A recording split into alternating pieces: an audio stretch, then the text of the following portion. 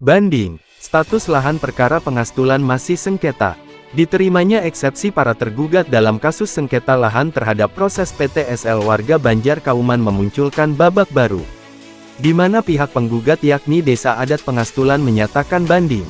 Kami sudah melakukan upaya banding karena dalam dalil kami bahwa tergugat 1 dan tergugat 2 sudah melakukan perbuatan melawan hukum, ungkap Jero Komang Sutrisna selaku kuasa hukum Desa Adat Pengastulan di Buleleng, Selasa, tanggal 7 November tahun 2023. Lebih lanjut dijelaskan, mesti sekarang eksepsi dari tergugat diterima pengadilan namun terkait objek masih dalam status sengketa. Objek sengketa tidak diperiksa sama sekali, baru diperiksa kewenangan absolut saja, belum bisa dilanjutkan prosesnya, objek ini masih dalam proses sengketa, tidak ada putusan siapa pemenangnya, upaya kita adalah mencari jalan terbaik agar pengastulan damai, jangan sampai keputusan seperti ini memancing keributan seharusnya didamaikan kenapa bisa ada putusan aneh seperti ini, beber Jero Sutrisna. Ia menyebut bahwa salinan keputusan sampai Selasa siang, belum diterima, pihaknya pun tidak tahu apa pertimbangan majelis hakim, menerima eksepsi dari tergugat 1 dan tergugat 2. Pada intinya kami sangat menghormati keputusan majelis hakim, tapi kami sangat kecewa, karena belum adanya pemeriksaan alat bukti.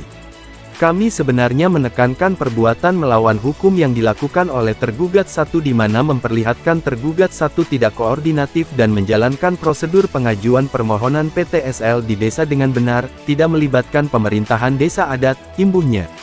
Jero Sutrisna menekankan, di mana dalam perkara ini meloloskan permohonan-permohonan mengenai PTSL pribadi padahal dapat disadari karena sudah disiarkan secara umum. Bahwa, pelemahan desa yang ada di Banjar Kauman, merupakan pelemahan desa adat, seakan-akan mengabaikan awik-awik. Mengabaikan keberadaan desa adat, menyakiti perasaan krama adat pengastulan. Proses PTSL yang salah dan cacat hukum inilah yang disebut perbuatan melawan hukum.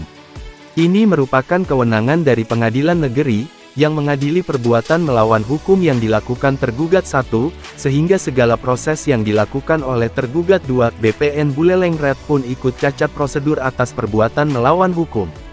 Kami tidak paham, apa sebenarnya pertimbangannya, pungkas Jero Sutrisna.